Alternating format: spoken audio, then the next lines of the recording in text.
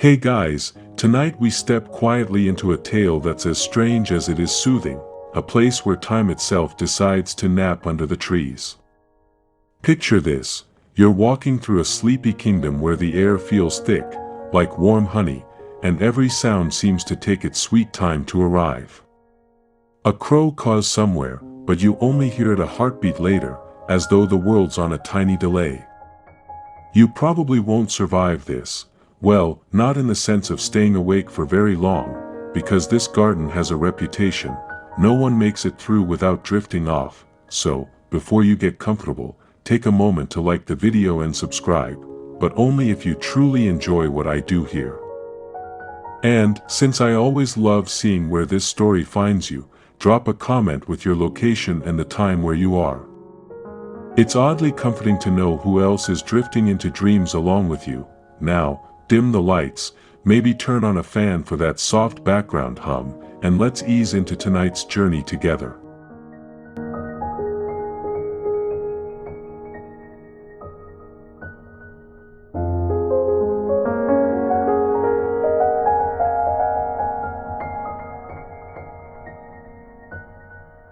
You find yourself standing before tall iron gates. They're not the kind you'd expect at a king's castle. No sharp spikes or dramatic crests, just quiet metal bars entwined with vines, heavy with blossoms that don't seem to wilt. In fact, the petals stay suspended in the air, halfway through their fall, as though time itself forgot to finish the gesture. You reach out, touch one, and it dissolves into a shimmer of light, not a petal at all but something like memory. Behind the gate stretches the king's garden. Not many have seen it, and fewer still remember what it felt like, because stepping inside changes the way you notice everything. The grass looks ordinary at first, but then you see it bend under the breeze in exaggerated slowness. Every blade bowing like it's rehearsing a ceremony. Even the bees float lazily between blossoms, wings moving so slowly you could count the flaps, if you had the patience, and patience is practically the password for entry. There's a rumor whispered in this kingdom. The king built the garden after returning from a pilgrimage, though no one agrees on where he went. Some say he traveled east to speak with monks who knew how to still their heartbeat until it matched the rhythm of the stars. Others claim he visited the northern forests, where shamans taught him how to braid time into the roots of trees. And still others, this one's my favorite, insist he simply sat very still on his throne for 3 decades. And when he finally stood up, the garden had bloomed around him out of sheer boredom. Of course, historians still argue whether the king really existed at all, or whether the whole story is a metaphor for patience in governance. Folklorists can't decide if this tale sprouted from a real monarch's eccentric habits or from a communal dream the villagers once swore they shared during a strange eclipse. And tucked in the margins of dusty manuscripts is a quirky little note. Apparently, one early traveler who claimed to visit the garden insisted that time there moved not slowly but sideways. Try wrapping your head around that while brushing your teeth. But back to you, standing before those gates, you notice they're slightly ajar. The vines part just enough to beckon you in. There's no guard, no trumpet announcing your arrival, just the steady hush of a world that doesn't believe in rushing. You push the gate, and the hinges groan with a sound so long and stretched it feels like a yawn. The moment you step over the threshold, the air shifts. Your heartbeat slows, even your thoughts start to wander like tired children trailing behind. On either side of the gravel path, hedges rise tall, dotted with flowers whose colors seem exaggerated, like someone painted them with extra patience. A rose takes a full minute just to open one petal. A lily sways so slowly it looks caught in a memory of movement. And you walk forward, half amused, half mesmerized. Wondering if your phone clock would even bother working in here. Probably not. This garden laughs at deadlines. Somewhere in the distance, you hear the faint trickle of water, but stretched so far apart that each droplet feels like a full performance. You smell lavender, heavy and sweet, as though the air itself were determined to soothe you into a nap. And as you walk deeper, you realize, this is no ordinary royal garden. This is a place where time itself comes to take a break, and whether you're ready or not, you're now its guest. The path winds on, crunching beneath your feet in the laziest kind of rhythm, like even the gravel stones are taking their time deciding when to crackle. Up ahead, your eyes catch something peculiar, a sundial, planted right in the middle of a circle of ivy. At first, you assume it's just another royal ornament, the sort of thing kings keep around because it looks official. But then you notice, the shadows don't behave. The gnomon, that little triangular spike meant to cast the time, points proudly into the air, but its shadow isn't pointing anywhere at all. Sometimes it leans to 3 o'clock, sometimes to 7, and sometimes it just curls up in the middle like a cat refusing to cooperate.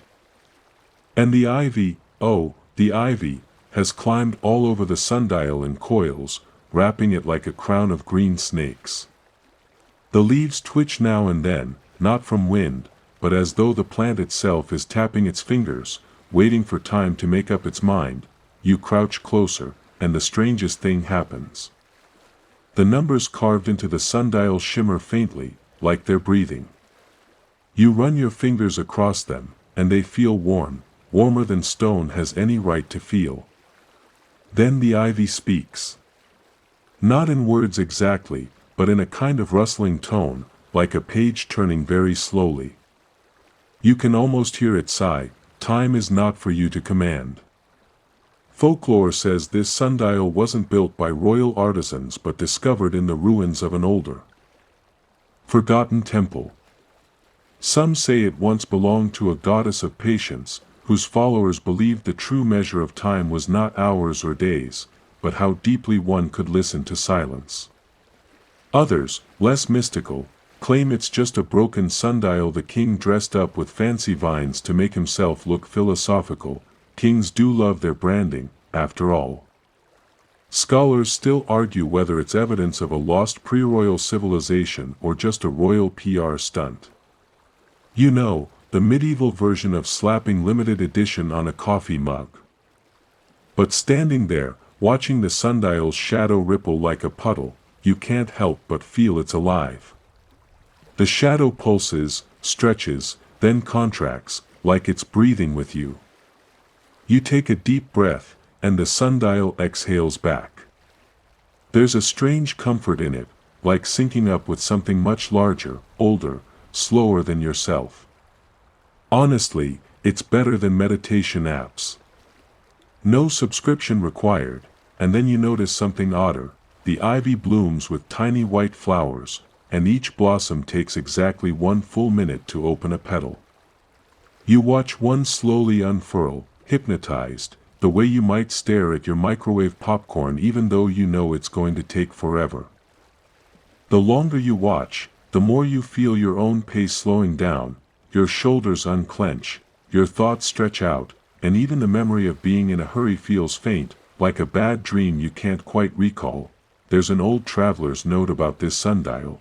One visitor claimed they stared at it for what felt like an afternoon, only to emerge and find a whole decade had slipped by outside the garden walls. Another swore the opposite, that they spent 10 years inside, studying every leaf, but when they left, only a single hour had passed. Folklorists call this the garden's trick of elastic time, but between you and me, it feels less like a trick and more like the sundial is quietly reminding everyone, you were never in charge anyway.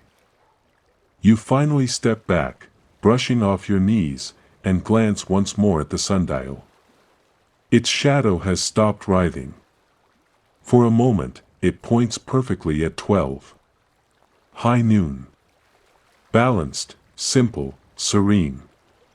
But just as you turn away, you catch it twitch again, sliding toward dawn, then dusk, then curling back in confusion. You laugh softly. It's like watching a cat try to decide whether to sit in the box or outside of it. The path forward leads you deeper into the king's garden. Somewhere ahead, you sense a presence, slow, steady, deliberate. The air itself leans that way, tugging you gently onward. Whatever waits there, it doesn't hurry, and you realize with a small smile, neither do you anymore. The path curves through hedges and low-leaning trees until you spot a figure ahead. At first, you think it's a statue, still, pale, almost blending with the mossy stones, but then it shifts, so slightly you're not sure you saw it. The figure is a servant, dressed in faded livery, one hand wrapped around a walking stick, the other clutching a silver tray. His foot is mid-step, raised like he's been frozen mid-stride. Only when you blink twice do you realize he is moving, just incredibly, painfully slowly. Each step takes an entire sunrise. Literally. His foot hovers, quivers, then sinks toward the gravel like a ship lowering anchor. He glances up at you as though he has all the time in the world, which, let's be honest, he probably does. You wave, and he takes 3 minutes to raise an eyebrow in return. Honestly, he's like that one friend who insists on telling a story with unnecessary detail, and by the end, you've already grown a beard. The servant clears his throat, a sound that drags out so long you could knit a scarf before it finishes. Finally, he speaks, I.am.the.servant of the garden. The words tumble from his mouth like molasses. You stifle a chuckle. It feels rude to laugh, but really, this guy makes snails look like sprinters. Folklore about the servant is scattered. Some villagers claim he was once the king's fastest messenger, able to cross the kingdom in a single night. When he entered the garden, though, time's strange pull inverted his gift, trapping him in eternal slowness. Others suggest he isn't human at all, but a personification of patience, conjured by the garden itself. Scholars still debate whether he's symbolic, a moral warning about rushing, or just a very unlucky courtier. And then there's one odd tidbit: an ancient sketch of him shows a tortoise at his feet, as if the two were traveling companions. To this day, folklorists argue whether the tortoise was meant literally or just as artistic shade. You stand and watch as he finally places his lifted foot onto the gravel. A tiny plume of dust rises, hangs in the air, and doesn't settle for several heartbeats. He sighs, satisfied, as if that single step was an accomplishment worth celebrating. You're tempted to clap, but by the time you'd finish applauding, he'd probably still be getting ready to bow. In his slow drawl, he offers you advice: do not run through the garden. You nod solemnly. Good tip. It's like a gym instructor saying, stay hydrated, except here the risk isn't cramps, it's accidentally leaping 10 years ahead in your own life. He shifts again, inching forward, and you decide not to wait for his next pearl of wisdom unless you've got a decade to spare. Still, you can't help but admire him. There's something oddly calming about his pace. You realize you've slowed down, too, matching his rhythm without meaning to. Your breathing evens, your shoulders drop, and even your thoughts start strolling instead of sprinting. It's a reminder, not every step has to be a race. Some journeys are meant to be meandered. Behind you, the sundial's shadow flickers faintly, as if giving its lazy approval. Ahead, the air thickens with a cool mist. Somewhere beyond, water is waiting, though in this garden, you're not convinced it flows the way it should. The mist thickens as you follow the path, softening the hedges into vague outlines. Your footsteps sound hushed, like even the gravel is trying to whisper. Then, between two mossy archways, you glimpse the glimmer of water. It looks ordinary at first, a fountain tucked in a courtyard of carved stone. But as you draw closer, you realize this one is more stubborn than ordinary. The water doesn't fall downward. It rises. A thin silver column streams up from the basin into the air, curling like a ribbon, then disperses into a mist that hangs without drifting. Droplets linger midair like glass beads on invisible strings, refusing gravity's invitation. You tilt your head, tempted to stick your tongue out like a kid catching snowflakes. But you suspect this fountain plays by stranger rules than winter weather. A plaque at the fountain's base is half buried in ivy, its lettering slow to reveal itself, as if reluctant to be read.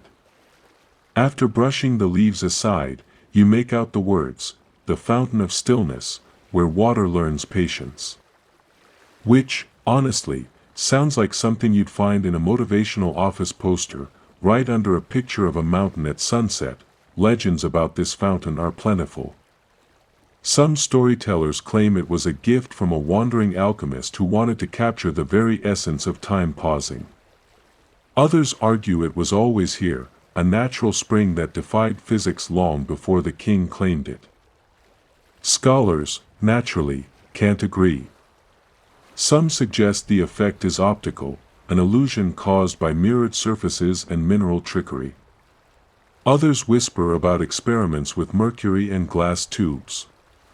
And one particularly eccentric historian once proposed the fountain was powered by the sighs of tired travelers, which might explain why it feels so heavy with calm. You lean closer, and the mist cools your skin.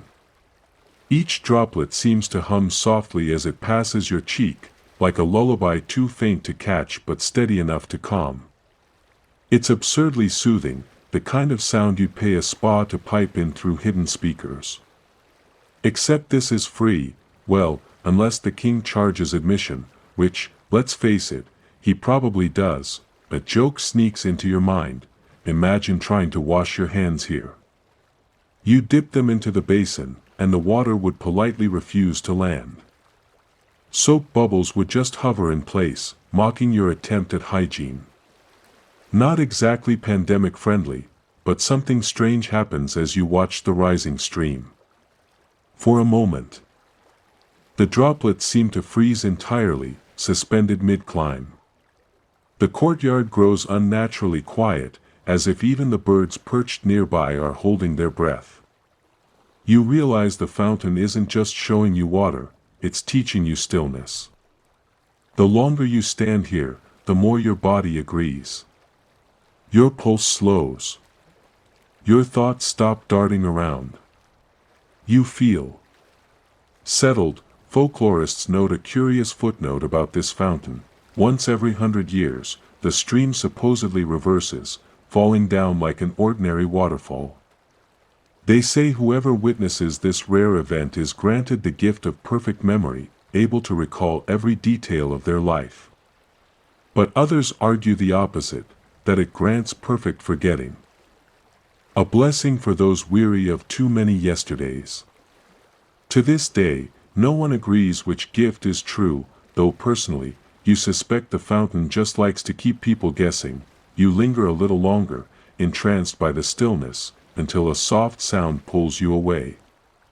Somewhere beyond this courtyard, you hear leaves rustling, not with wind, but with words. A voice, low and riddling, is waiting just ahead. You leave the fountain's mist behind, and the path widens into a soft meadow lined with trees. Their branches bend low, heavy with blossoms, bare twigs, and ripe fruit all at once. You blink, rub your eyes, and blink again, but nothing changes. On one tree, pale pink flowers tremble beside shiny apples. Another bears green buds and golden leaves in the same breath, like 4 different calendars decided to meet for brunch and never went home. It's the orchard of golden seasons. The air here is richer somehow, warmth from summer sun, a crisp autumn tang, the damp chill of spring rain, and even a hint of winter frost, all woven together. It's confusing but strangely delicious, like biting into a fruit salad that's also a snow cone. You reach for an apple, and as you tug it free, a blossom unfurls right where the fruit hung. Time, it seems, doesn't follow straight lines here. It loops, curls, and naps in the shade. Stories about this orchard spill across centuries. Villagers say the king planted it after tasting a mythical fruit said to hold eternity in its skin. Some believe the trees are older than the kingdom itself, grown from seeds stolen from Kronos, the Greek titan of time. Others argue it's a clever royal trick, a gardener swapping grafted branches to make the place look mystical. Folklorists still debate whether the orchard is proof of ancient horticultural genius or simply a myth that sprouted out of one very confused farmer's journal. A quirky little tidbit. In one manuscript, the orchard supposedly produced pears shaped like clocks, each with seeds rattling inside like tiny gears. Nobody's found one since, but the image is too delightful to let go. Imagine crunching into your snack and realizing it's ticking louder than your stomach. You take a bite of the apple in your hand. The flavor shifts as you chew, sweet spring tartness at first, then the mellow ripeness of autumn, finishing with a cool snap of winter air. It's like tasting a year in a single mouthful. You laugh softly, thinking about how this could absolutely replace expensive tasting menus. Forget 12 courses, this orchard offers 4 seasons in one bite. Michelin would lose its mind. As you wander between the trees, you notice their shadows don't behave. A tree in full blossom casts the long skeletal outline of bare winter branches. Another, heavy with fruit, throws the light shape of a tree just budding into green. It's as though each tree remembers its past and rehearses its future all at once. Somewhere deeper in the orchard, a voice stirs, the sound of leaves whispering riddles. At first, you think it's the breeze again, but the words form too clearly. They rustle low, like secrets muttered through the hedges. What is the season that never ends? You pause mid-step. The orchard seems to hold its breath, waiting for your answer. The whisper comes again, sharper this time, as though the very leaves are leaning closer to your ear. What is the season that never ends? You freeze, staring at a tall hedge that borders the orchard. Its leaves quiver, not in the wind but in rhythm, like the syllables of speech. The hedge itself seems alive, well, more alive than a hedge usually is. Its branches knit into faces, or at least the suggestion of them, noses of knotted bark, mouths formed from parted leaves, and eyes that glint when the light strikes just right. You've heard of talking trees, but a chatty shrub? That's new. You clear your throat, half joking, half nervous. Tax season. The hedge rustles, unimpressed. Some leaves drop to the ground in what you swear is a sigh, then you try again, maybe. Memory.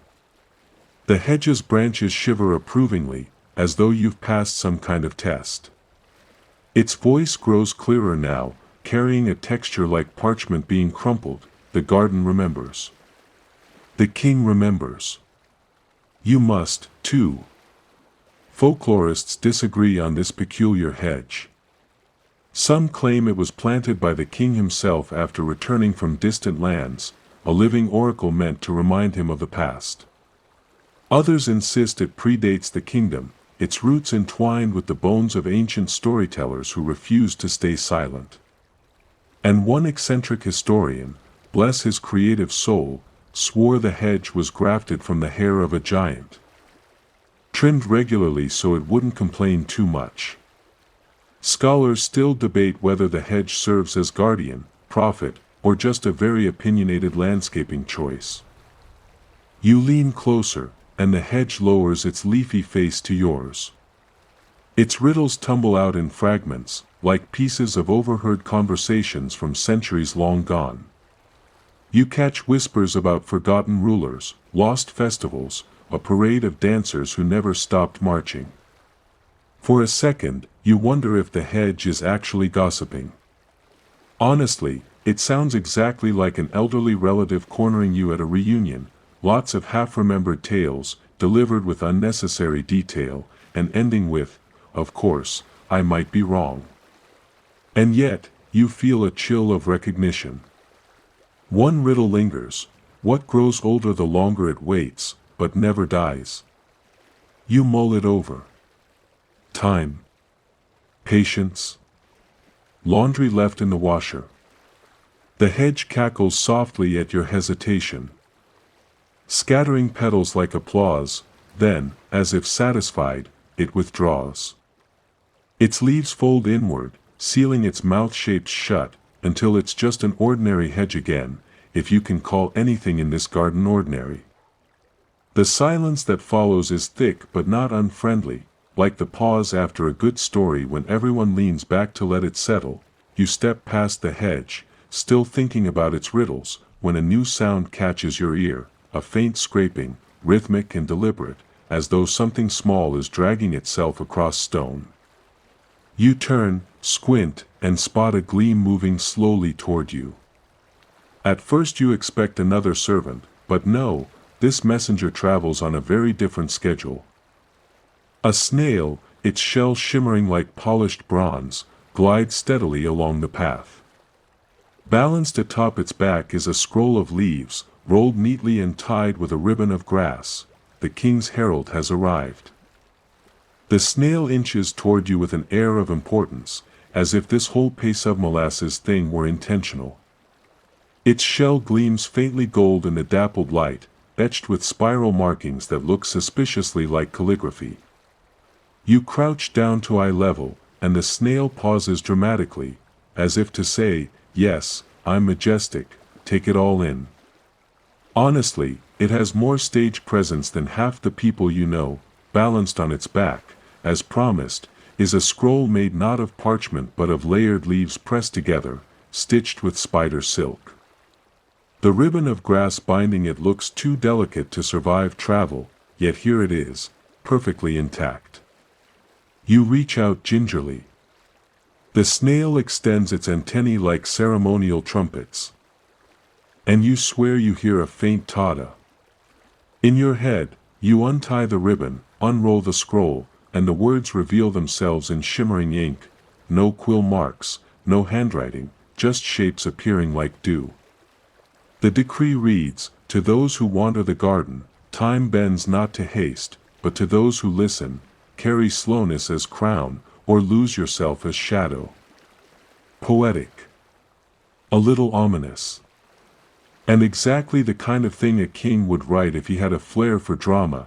The snail, mission complete, lifts its head with pride. It stares at you for what feels like a full minute, then continues forward at its glacial pace, leaving a glittering trail behind. You can't help but laugh softly. It's like the medieval version of email, slow, inconvenient, but undeniably official. Folklore around this herald is wild. Some say the king enchanted the snail after growing impatient with human messengers. Ironic, considering the snail is slower than your grandma loading a new smartphone. Others insist it's older than the kingdom, an ancient creature carrying decrees between gods long before mortals learned to write. Scholars still can't decide whether it's symbolic of patience as virtue or just a whimsical tale tacked onto royal propaganda. And then there's that one odd tidbit: a monk once claimed to see the snail outrun a hawk. Nobody believes him, of course, but it does make you look at the little guy with new respect. The trail it leaves glimmers faintly in the air instead of sinking into the dirt, forming a line of light that doesn't fade. You follow it with your eyes until it curls ahead toward an open courtyard. There, long tables stretch out, draped with silver platters and golden goblets. Steam rises lazily from dishes that never cool, never spoil. The banquet is set, but not a single guest has lifted a fork. The courtyard opens wide, and your breath catches, not from awe exactly, but from the sheer oddness of it all. Long oak tables stretch in perfect rows, each one heavy with platters of roasted meats, bowls of ripe fruit, bread loaves braided like golden rope, and goblets filled to the brim with wine the color of garnets. Steam curls up from the dishes, though it never fades or thins, hovering in place like little ghosts caught mid-dance. The scent is rich, almost overwhelming, savory, sweet, spiced, and yet, oddly flat, like the aroma has been holding its breath for centuries. At first, you expect laughter, clinking glasses, a king at the head of the table raising a toast. But the benches are empty. Not a soul sits among the feast. Forks rest neatly in place. Goblets wait for hands that never arrive. It's a banquet frozen in time, eternal and absurdly polite.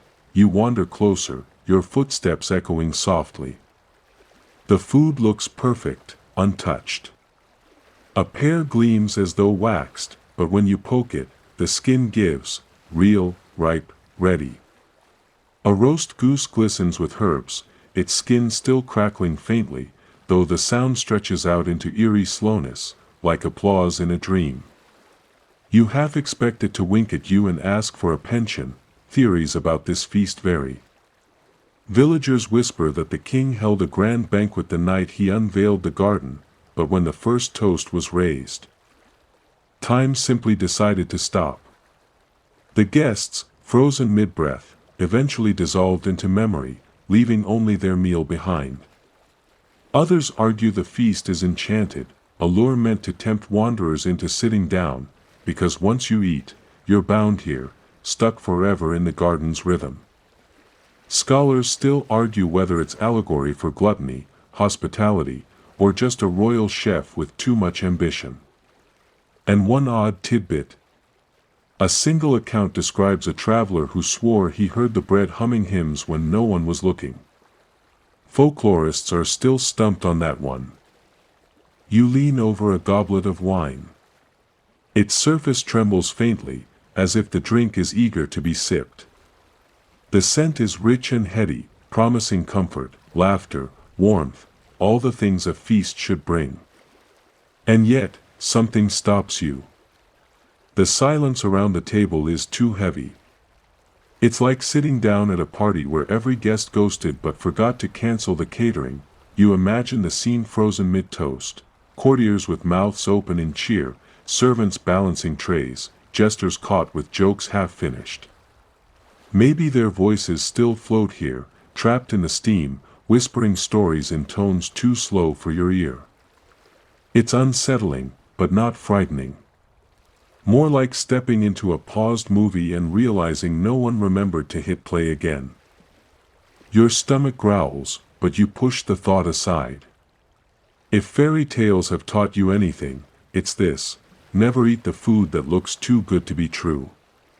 Besides, imagine explaining to your dentist why your teeth are suddenly 1,000 years old. Beyond the banquet, you catch a glimpse of movement at the far edge of the courtyard. A lone figure strolls slowly along a hedge-lined path. Not a servant this time. Not a snail. This one wears a crown. The king has arrived. The figure moves with such calm precision that, for a moment, you wonder if he's carved from marble and someone just nudged him forward. The crown on his head glints faintly in the muted light, not flashy with jewels or ostentation, but simple, a circlet of gold etched with patterns of vines, as though time itself had crowned him gardener rather than monarch. His robe trails across the gravel, every fold refusing to hurry, like fabric in no rush to crease. This is the king. The one whose garden reshaped ours, whose footsteps stroll not just through pathways but across centuries. He doesn't speak right away. Instead, he passes near the banquet table, brushing his hand over a loaf of bread. Steam curls up obediently, lingering longer at his touch, as if even heat respects him. You expect a grand introduction, trumpets, proclamations, a welcome to my mystical kingdom speech, but he merely lifts his eyes toward you, studying with a look that feels older than the hedges. It's not unkind, just measured. Finally, his voice comes, deep and steady, stretched like a low cello note. Why do you hurry, traveler? You almost laugh at the question. Here, in this garden where even snails send official mail, you feel like the cheetah at a turtle parade. Still, you manage a reply, something about curiosity, maybe adventure, maybe just not having anywhere better to be. He smiles faintly at that. though it takes a good 10 seconds for the expression to fully form. Legends about the king scatter like leaves in the wind. Some say he was once an impatient ruler, so restless he ordered the sun to rise twice in one day, only to regret the chaos it caused. Others insist he was born under a star that moved slower than all the rest, cursed to live centuries while his people aged around him. Historians still argue whether he's a composite figure, an amalgam of wise kings stitched together by folk memory, or whether he actually existed, sipping eternal tea while dynasties toppled outside his hedges. And then there's the odd tidbit. One medieval note claims the king's beard grew backward, retreating into his face instead of lengthening. You try not to picture that. The king begins to walk again, motioning for you to follow. Each step is deliberate, echoing softly, and you find yourself adjusting your own stride. At first it feels unnatural, but soon your body relaxes into his pace, like syncing up with an old song you forgot you knew. Time, he murmurs, is not lost. It is misplaced. We collect it. His hand sweeps to indicate the garden. The fountain rising against gravity. The sundial twitching like a restless cat. The orchard juggling seasons like a carnival act. Each part of the garden is a vessel, holding hours that others carelessly let slip. You try to ask him something. How does it work? Why build this? But he doesn't answer right away. Instead, he chuckles softly, a sound like distant thunder slowed to a murmur. Questions run, answers walk. Ahead, beyond the king's calm silhouette, a structure comes into view. It gleams with glass panels, tall and delicate, like a greenhouse turned cathedral. Inside, you catch a shimmer of sand, moving in ways it shouldn't. The king turns his head, the crown catching a faint glimmer of sun. Come, he says simply, see the pavilion of ours. The pavilion rises before you, its glass panes arching so high they almost brush the drifting clouds. From a distance, it looked like a greenhouse, but up close, it feels like stepping into the skeleton of an hourglass itself, transparent ribs of glass and bronze curving toward a central chamber where sand drifts in strange defiance. The doorway is framed by ivy carved into stone, and when you step through, the air changes. Cooler. Sharper. Every sound echoes with a faint shimmer, as though bouncing off unseen grains. Inside, a vast hourglass stands at the center, taller than a tower. But here's the trick. Its sand doesn't fall. It flows upward. Pale gold grains rise steadily from the lower bulb, streaming toward the top like sparks caught in reverse gravity. At intervals, the flow pauses, hangs still, then resumes again with a sighing hush. Watching it feels like staring into a bonfire turned inside out. You can't quite look away. The king stops near its base, resting a hand on the glass. This, he says slowly, is where hours decide their shape. His voice carries more weight here, like each word knows it might be caught in the sand and recycled. Legends about the pavilion have multiplied over centuries. Some storytellers call it the king's greatest treasure, built after he bargained with the stars to hold their fallen dust. Others insist it's not his at all, but a relic from a forgotten people who measured time in reverse, beginning at the end and working backward. Scholars argue endlessly. Is the pavilion an allegory for memory, for second chances, or simply for the human desire to trap the untrappable? A curious tidbit. In one crumbling folio, the pavilion is described as humming a lullaby whenever rain falls on its roof. No one has been able to prove it, though you find yourself hoping it's true. You tilt your head, watching the sand rise. For a moment, it forms shapes in the air, a spiral, a bird, a crown. Or maybe your mind is just desperate to see patterns in chaos. Still, you can't shake the feeling it's trying to tell you something. you think about everyday hourglasses, the kind used in board games or cooking. Those sands always fall, always measure what you lose. But here, in this towering reversal, the hours climb. It doesn't count what's gone, it gathers what's yet to be. And maybe that's the point. Maybe time isn't just about slipping away, but also about collecting itself, climbing back to the top for another chance. You chuckle quietly, realizing this whole pavilion is basically the universe's version of refillable coffee. Which, if you're honest, sounds far more appealing than eternity measured by deadlines and alarms. The king watches you with calm eyes, as if gauging how much of this you truly understand. Most fear the glass breaking, he says at last. You glance up nervously at the immense hourglass above. If it shattered, would time itself come pouring down, burying you in centuries of golden dust? Would you age all at once, or start over as a baby with suspiciously good posture?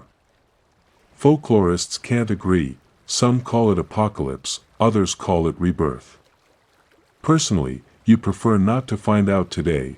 A soft hush draws your attention. Around the pavilion's edges, shadows stir, figures moving. Faint and translucent. You squint. They're not statues. They're travelers, perhaps, faces from centuries long gone, still pacing slowly, caught in loops of half-existence. Some clutch books, others hold flowers or tools, their movements quiet, searching. Forgotten visitors, it seems, still wander here. The king gestures toward them, his voice lower now, those who lost their pace. And just like that, you realize your tour of the garden has only grown stranger. The pavilion's glass walls catch the light just so, scattering it into soft prisms that fall across the wandering figures. They glide rather than walk, faint as sketches half erased, their outlines flickering with the grainy shimmer of sand. Some bow their heads as if weighed down by invisible burdens, while others repeat the same motion, lifting a flower, reaching for a page, kneeling to tie a shoe, again and again, like memories stuck on replay. You clear your throat, which feels absurdly loud here, and whisper, "Who are they?" The king doesn't look directly at them. He gazes instead at the hourglass, its upward stream glowing faintly in his eyes. "Echoes," he says. "Fragments of travelers who hurried past themselves, until they fell out of step." His voice is gentle, but it hangs in the air long after he's finished speaking, like a wind chime refusing to stop swaying. Folklore abounds about these so-called echoes. Some say they are dreamers who wandered here in their sleep and never woke. Others claim they are scholars so obsessed with studying time that they slipped sideways into it, leaving only their outlines behind. Historians, being historians, squabble endlessly. Were they real people at all, or metaphors conjured by poets who love dramatic imagery? And then there's the strangest tidbit of all. One dusty marginal note insists the echoes sneeze at irregular intervals, sending up small bursts of golden dust. You wait expectantly, but no luck. One echo pauses near you, her translucent face just clear enough for you to see the sadness etched there. She raises her hand, trembling, as though to touch your shoulder, but it passes through the air before dissolving into tiny sparks. For a moment, you feel a pang of guilt. After all, you're still anchored in the present, boots scuffing the ground, heartbeat stubbornly steady. She's barely a whisper of what once was. The king notices your unease. Do not fear them. They are not trapped. They are learning. He rests a hand lightly on the glass hourglass, and the upward stream of sand flares brighter. The echoes stir, some glancing upward as if they too can sense the call. You try to lighten the mood with a quiet joke, mumbling, "Well, at least they don't have to deal with emails or dentist appointments." Your voice echoes around the chamber like a ripple in a pond. For a second, you swear one of the figures chuckles faintly, though it might just be the pavilion's acoustics playing tricks. Still, something lingers. What would it mean, exactly, to fall out of step? Could rushing through life, skipping the pauses, ignoring the still moments, really leave parts of you behind? The thought makes you squirm, remembering how often you've wished the clock would speed up during meetings or crawl slower during vacations. Maybe you've been tugging at time so much it's left fingerprints. The king turns, his expression grave but not unkind. Every garden needs its caretakers, he says. Every echo needs its witness. He gestures toward a side door you hadn't noticed, small and arched, glowing faintly with golden light. Come to meet the keeper. The words settle like a chord resolving. Keeper. You can already imagine, a figure who minds the echoes, who brushes dust from their shoulders, who perhaps understands why some fragments linger and others fade. And suddenly, the hourglass doesn't seem like the strangest part of this garden anymore. The arched doorway feels smaller than it looks, as if you have to stoop just a little to pass through. On the other side, the air softens again. The glass and bronze austerity of the pavilion gives way to something warmer, a chamber lit by lanterns that sway with their own rhythm, casting pools of honey-colored light. The scent here is earthy, like parchment left in cedar drawers, mixed with the faint sweetness of dried apples. At the center of the chamber, a desk sprawls beneath heaps of objects. Not jewels, not gold, scraps of parchment, pressed flowers, broken pocket watches, feathers, buttons polished smooth. Little things that, together, look like a flea market for forgotten time. Behind the desk sits the keeper. You expected something ethereal, robed and distant. Instead, you're greeted by an older figure with hair that shifts between silver and ash, wearing spectacles perched precariously on the tip of their nose. They're scribbling in a leather-bound book with a quill that seems to refill itself, each line glowing briefly before settling into ink. The keeper glances up at you, eyes twinkling as if you've just walked in late to class. So, you've seen the echoes. Their voice is steady, low, and oddly soothing, like the friend who insists on making you tea when you didn't ask for it. You nod, still glancing at the strange assortment of trinkets. What exactly are you keeping? The keeper smiles faintly, tapping a broken locket with their quill. Moments. Choices. The scraps people believe don't matter. They do. Left unkept, they drift until they harden into echoes. A fact drifts back from some old story. In several cultures, storytellers were considered timekeepers. In West Africa, griots held genealogies in memory. In Norse sagas, the skalds tied identity to verse. Some scholars argue keepers like this figure were metaphors for the role of memory itself, while others insist they were drawn from an actual priestly class. Quirkier tidbit. A half-forgotten poem in Old Persian describes a librarian of breaths who catalogued sighs in clay jars. Scholars still argue whether it was parody or ritual. The keeper leans forward, peering at you over their glasses. Tell me, traveler, have you rushed past any sighs today? Any pauses too small to notice? You open your mouth to answer, but suddenly feel like you're being interviewed for a job you didn't apply for. Well, I did skip breakfast to save time. Does that count? They chuckle softly. Hunger deferred, that always finds you again. They jot something into their glowing book. You hope it's not under bad habits. The king, who has stood silent in the doorway, clears his throat. The traveler learns. Show them. The keeper rises, slower than you'd expect for someone surrounded by eternal sand. They guide you to a cabinet along the wall. Inside are shelves lined with jars, each filled not with liquid but with swirls of pale gold. Some jars hum faintly. Others release a soft sigh when moved. The keeper lifts one, holds it up to the lantern light. Within, the sand shimmers into a scene, a child blowing dandelions into the wind. See? The keeper says. Not grand victories. Not coronations. But pauses. Breaths. Time walks slowly in them, and so they remain. You lean closer, entranced. Another jar shows an old woman laughing alone in her kitchen, bread dough on her hands. Another, a fisherman staring at the horizon, eyes half closed. You feel a tug in your chest.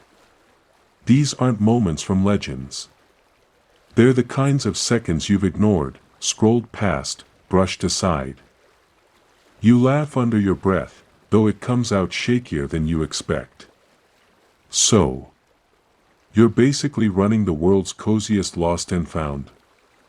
The keeper grins. Precisely.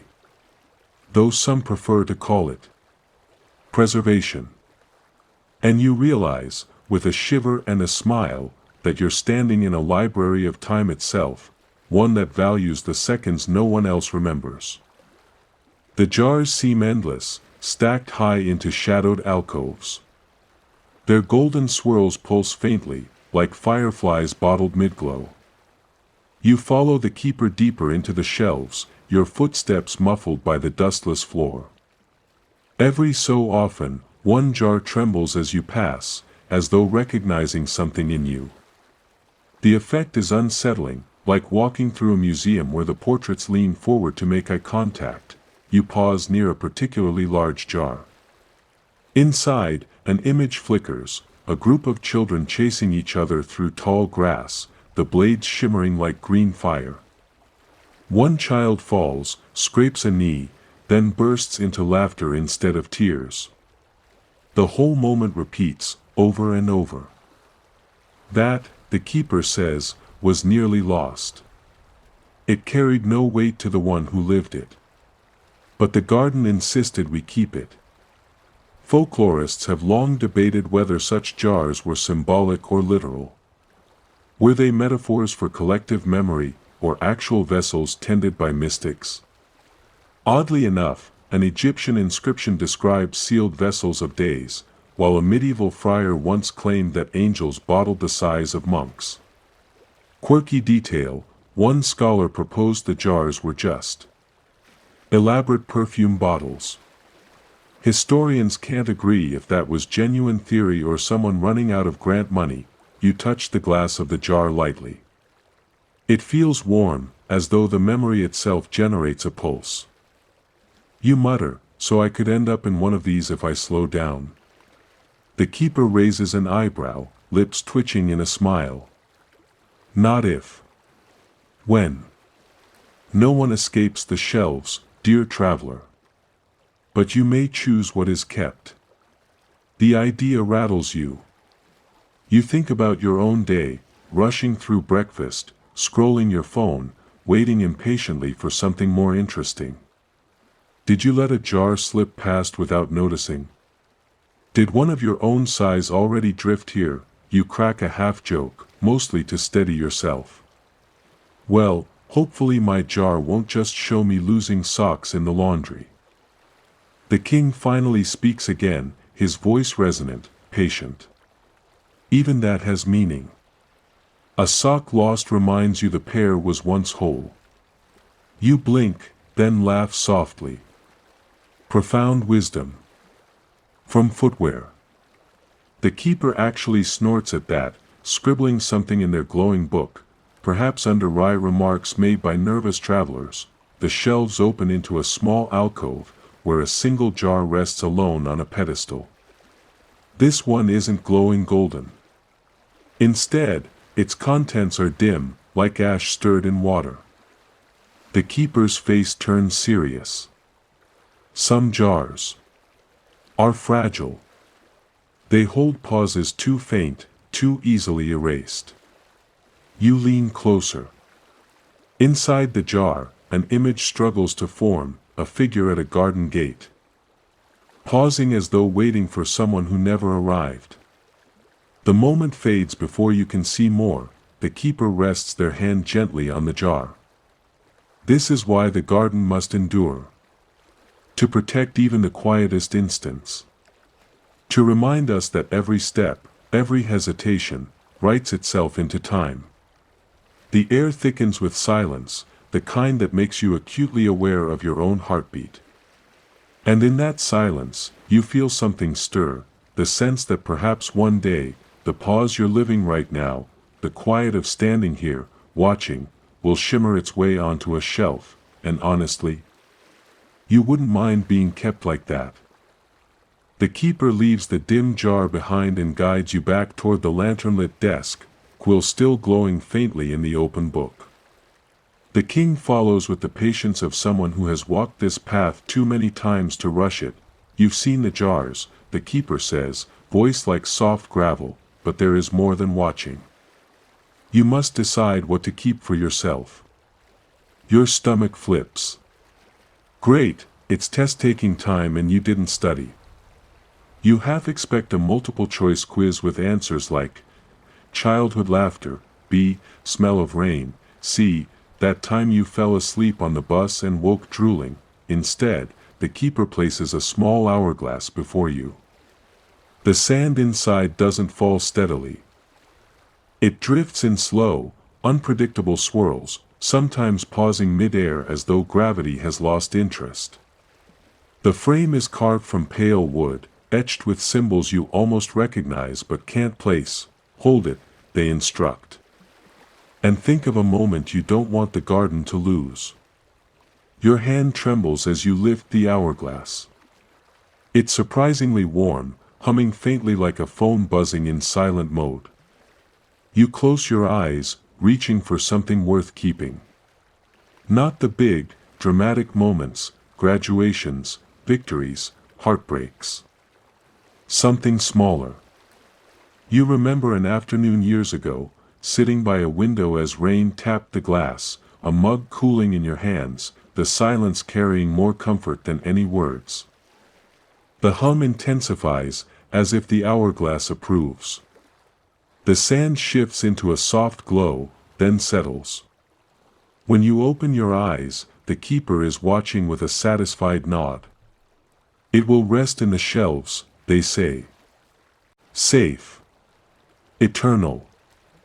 Historians still argue about rituals like this. Was the choosing symbolic of mortality? Or an actual rite performed by temple priests? One Renaissance scholar even described an initiation ceremony where candidates were told to store their smallest joys in sand. The oddest theory. A Victorian folklorist claimed such practices were about digestion, preserving the nourishment of memory, he called it, which frankly sounds like he needed fewer cheese plates at midnight. The king steps forward, his voice steady. You've touched the stillness at last. Few who wander my garden do. His gaze lingers on you, both regal and weary. But you must also release. What moment will you let drift away? Your grip tightens on the hourglass. Release. No one said anything about deleting files from the memory server. You panic a little, running through moments in your head. Awkward ones, wasted hours, that one time you called a teacher mom by accident. Actually, yes, take that one. You smile faintly and whisper it. The keeper listens, quill scratching, recording your release into the glowing ledger. It is done, they say. The shelves breathe lighter now. You set down the hourglass. For a moment, everything feels suspended, the lantern still, the hum of jars muted, even your own thoughts uncharacteristically quiet. And in that hush, you realize something. The garden isn't just about preserving time. It's about teaching you that slowing down, noticing, and even letting go are all parts of walking through days without losing yourself. the keeper closes their ledger with a snap that echoes far too loudly for such a gentle space. The garden remembers. The garden keeps. And so will you. You chuckle softly, both unnerved and comforted. So basically, I just signed up to be a part-time librarian of feelings. The keeper smiles, adjusting their glasses. Exactly. The king exhales, almost a laugh. You begin to understand. And with that, you sense the garden itself shifting, preparing to show you its final secret. The garden sighs, a long, patient exhale, and suddenly you feel the air change. The lanterns dim, their glow softening into amber halos. The jars lining the shelves quiet their pulse. Even the keeper pauses mid-note, quill hovering, as though the room itself has leaned in closer. The king gestures, and a hidden archway reveals itself at the far end of the shelves. Its stone frame is carved with winding vines, tiny birds, and what looks suspiciously like a squirrel holding a crown. Maybe time has a sense of humor after all. This, the king says gently, is where you leave us. You hesitate. You've grown strangely fond of this place, the jars, the whispers of paused instants. Even the keeper's sarcastic quill scratches. Stepping away feels like leaving a dream halfway told. Still, you walk toward the arch, each footstep echoing faintly. As you pass beneath, the air turns cool, like slipping into night air after a long day indoors. Beyond the arch stretches not another corridor but a garden under starlight.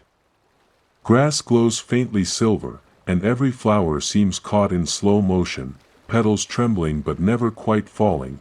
This is the outermost ring, the keeper explains softly, appearing at your side like they've always been there. Here, moments not yet chosen drift until someone notices them. You squint, realizing tiny sparks hover in the air, rising and sinking like dandelion seeds.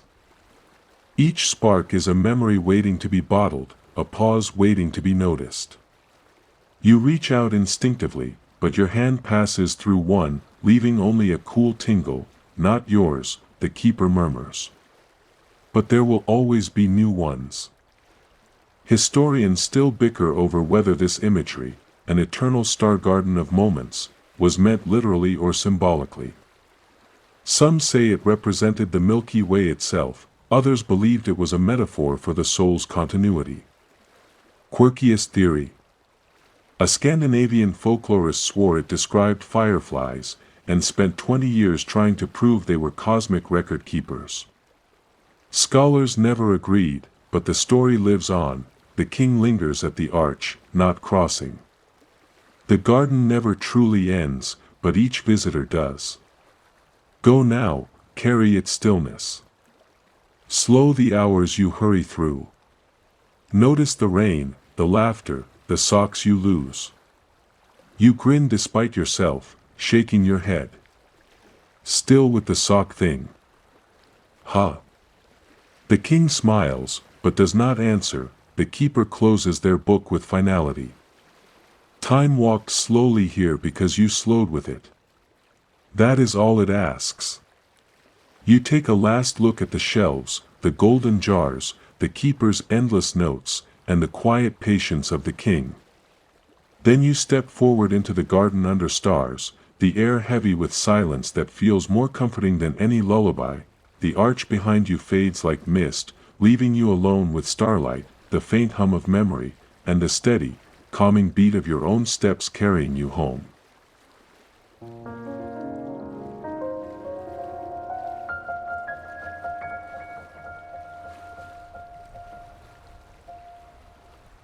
And now, the story gently dissolves, like mist on a morning field. The king's garden fades into the quiet of your own room, though the stillness you touched there lingers softly. You carry it with you, like a lantern glowing behind your ribs, patient and calm. Notice your breath as it slows, each inhale steady, each exhale loosening the last threads of wakefulness. Let the rhythm guide you, like footsteps along a familiar path, unhurried and gentle. The jars, the shelves, the slow hum of time, they remain far away now, yet their presence is tucked safely into your memory, waiting for the next quiet moment you choose to find them again. Every blink of your eyes grows heavier, like shutters drawn against the night. The air around you feels softer, as though the world itself has dimmed the lanterns, just for you. The keeper's quill still scratches somewhere faintly in the distance, noting the calm you're drifting into now. And the king's voice, low and steady, seems to echo in your chest. Slow down. Notice. Rest, let each muscle soften, from your brow to your shoulders, from your hands to your toes. Imagine your body sinking gently into the mattress, roots growing downward, holding you steady as dreams rise upward like sparks in the night garden. Here, in this quiet, nothing asks to be hurried. Nothing is lost. Everything simply rests. And so do you, so let go. Let your breath carry you into sleep.